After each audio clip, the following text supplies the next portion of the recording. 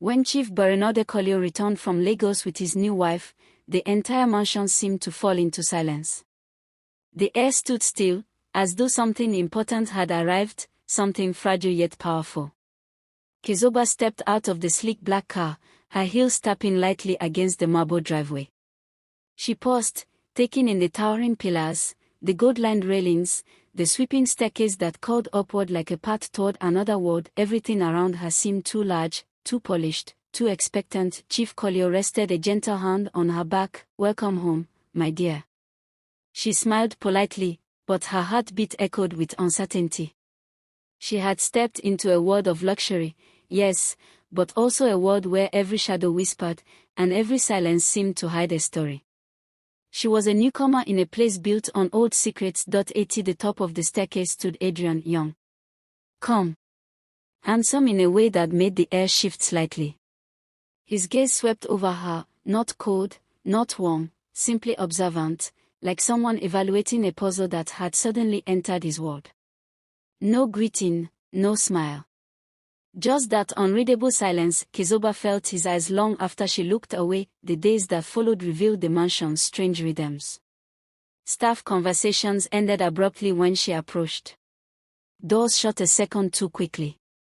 People watched but pretended not to.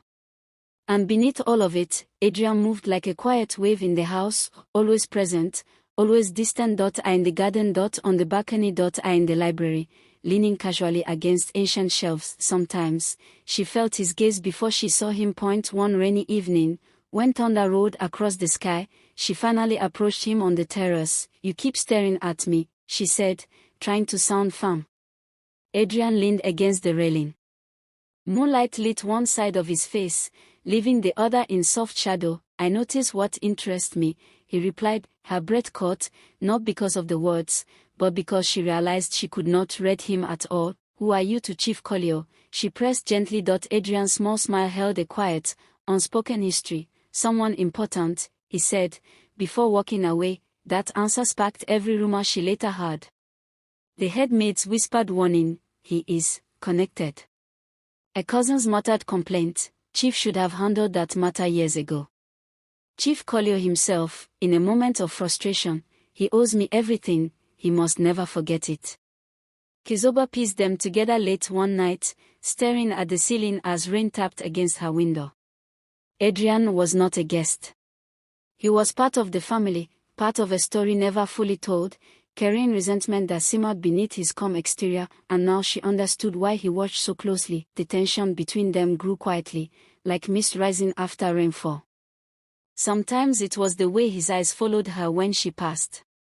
Sometimes the silence stretched too long. Sometimes it was simply presence, steady, heavy, unspoken. One stormy evening, she found herself stranded on the terrace, rain falling harder by the second.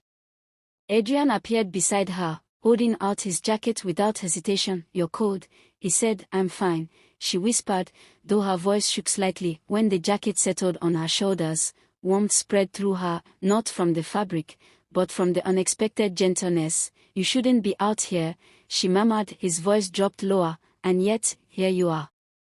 Lightning flashed.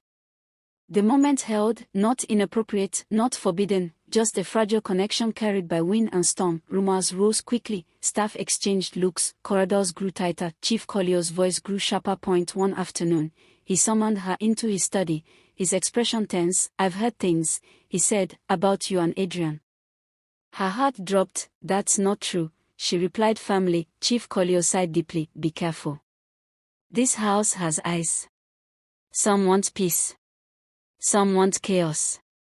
As she stepped out, Adrian stood waiting outside, his arms crossed. "You said something to him?" she asked quietly. Adrian shook his head. "I don't speak where silence is wiser." Then, softer, "Do you regret talking to me?" Chizoba looked down. "I don't know what to feel."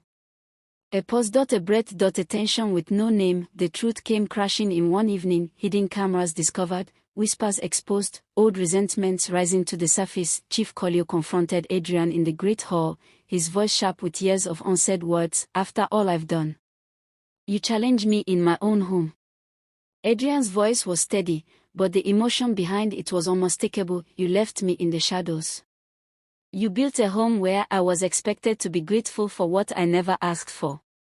Chizoba watched the two men, one fueled by authority, the other by quiet pain, and felt the weight of the house settle on her shoulders. This mansion was not simply a home. It was a battlefield of unspoken truths. A labyrinth of loyalty, fear, and unresolved history, and she, without intending to, had stepped into its center.